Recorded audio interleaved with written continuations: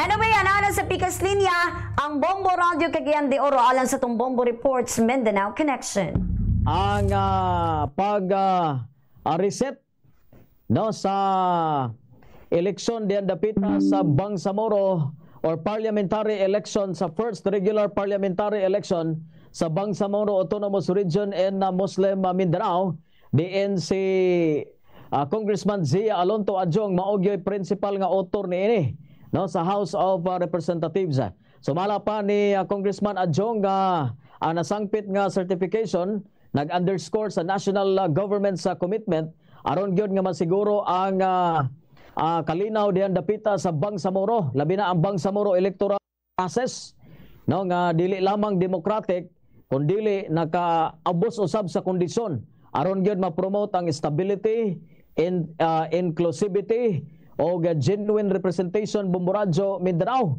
Tungod lagi kay tinguha gyud sa nasangpit nga sa atong gobyerno ang malungtaron nga peace and self-governance. No, kalinaw og ang pagdumala sa ilang kaugalingon ang Bangsamoro Autonomous Region and Muslim Mindanao.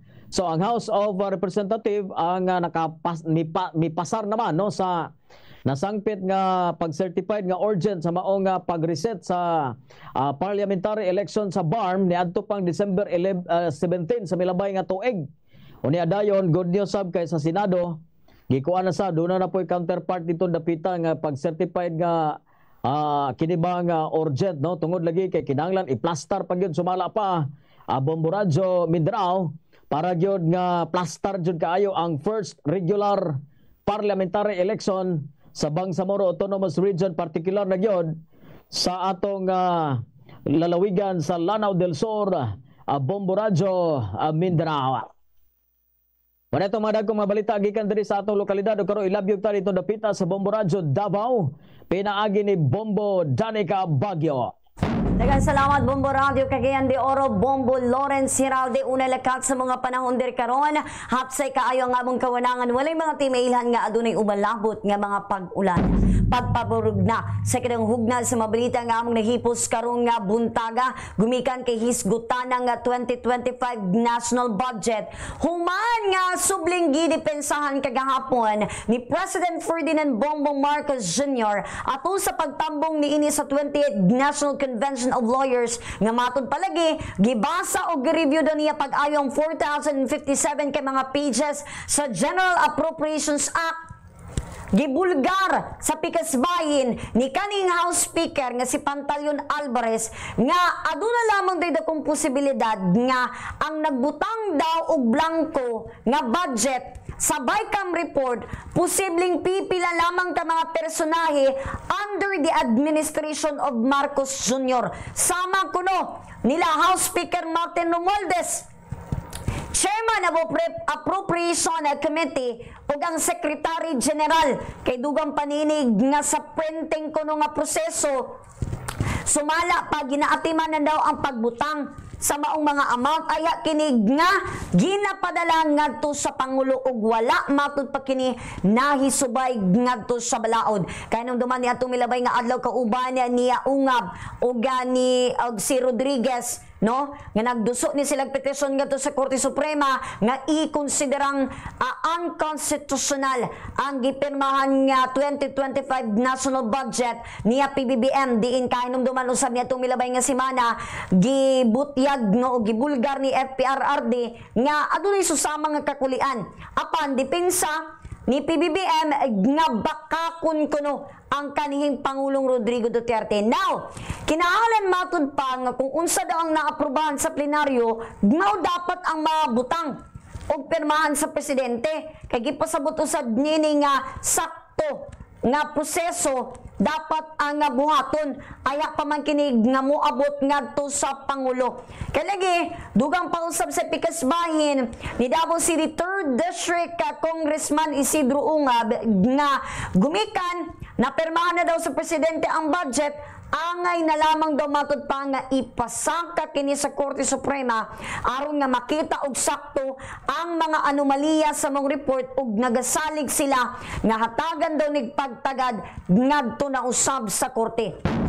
Samtang sa pikas bahin sa among mga balita ha, gumikan adunay usa ka basketball player nga giilang si Kenfred Sigura ang gipusil patay ngadto sa Cotabato.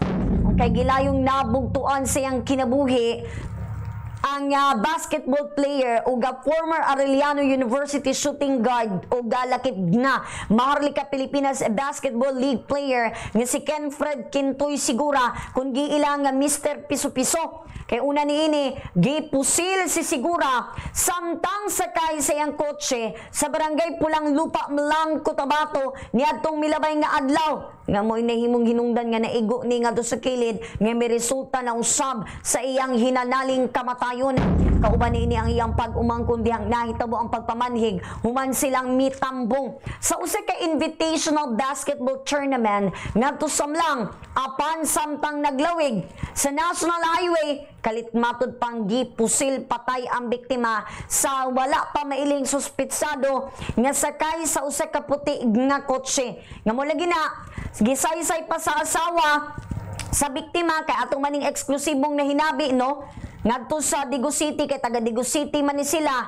Nga mo lagi na ang ilang dakong pagtuo nga ang mipusil patay daw kuno sa iyang bana mao mismo ang nagkuha aron nga padulaon kini ngadto sa tulunan North Cotabato. Kaysa pakiginabi sa Bombo Radio Davao ngadto kang alias Aiki ang asawa niining biktima gisaysay niini nga may kontak ang sa iyang bana ang suspitsado ngilang ginatumuan aron nga kuhaon kini isip import sa usa ka liga sa tulunan North Cotabato.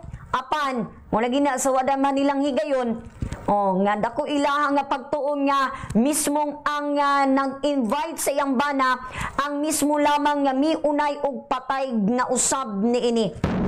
Mao na nga sa karon padayon pa ning ginapanubayan sa otoridad og gusto sa maong nga pamilya sa biktima nga maangkon ang hustisya sa hinanaling panahon.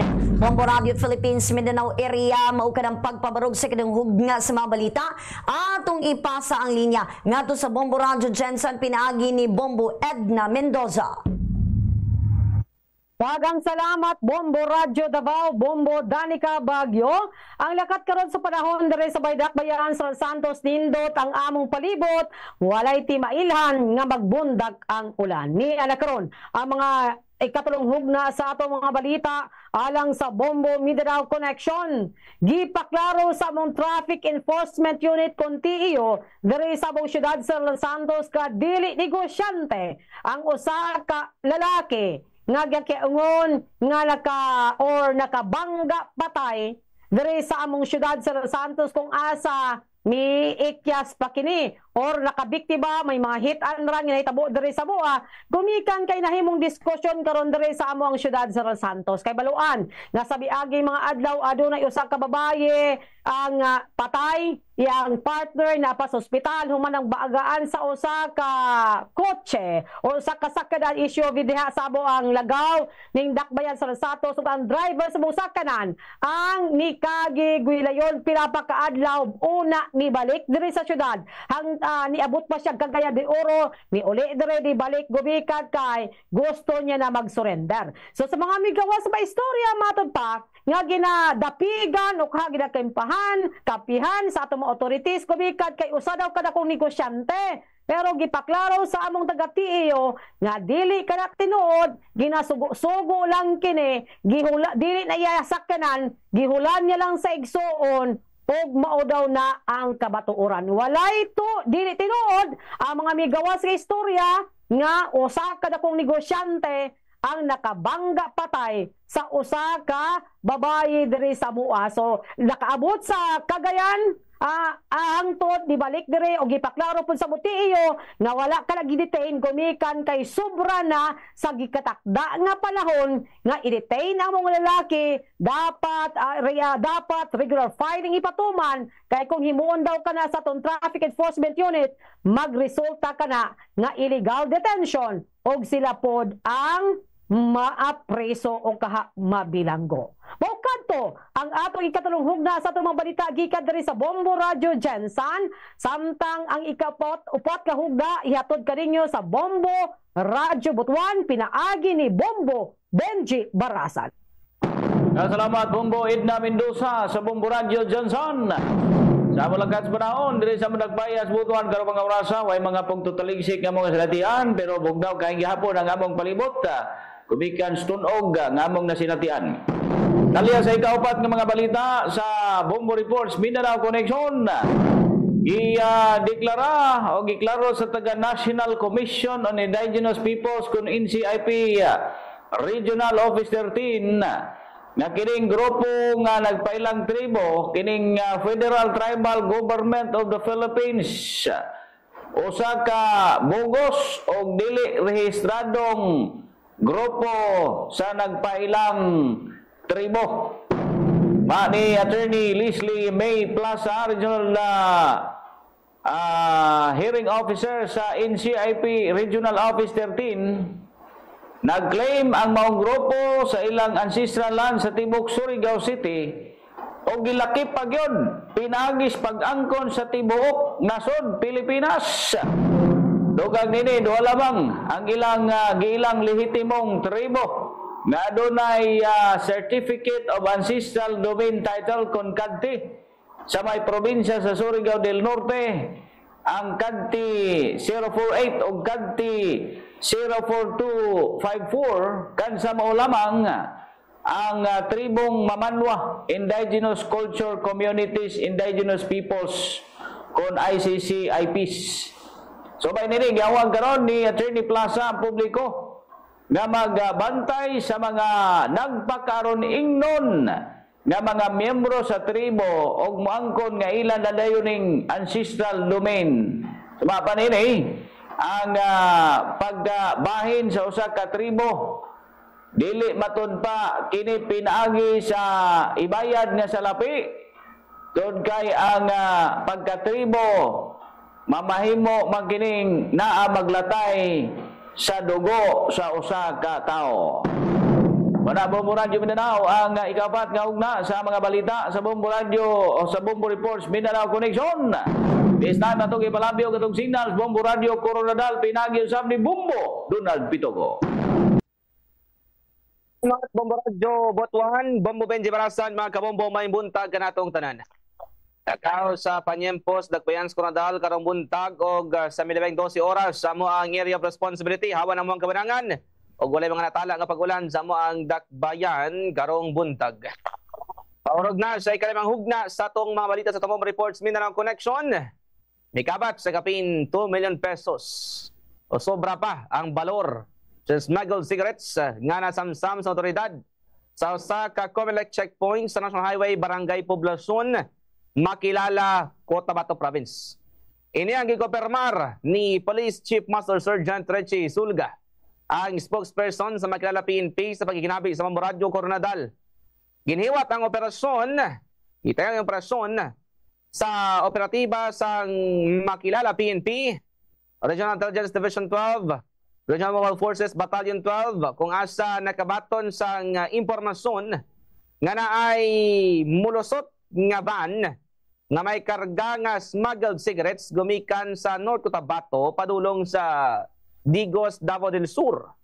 Sumala pa sa kapulisan, malampos na balabagan sang unit sa otoridad ang duha ka minivan nga naay kabugusan nga dala nga 42 ka mga boxes og mikabat sa kapin 2,180 ka rims ang sigarilyo nga mikabat sa balor nga 2,362,800 ka pesos.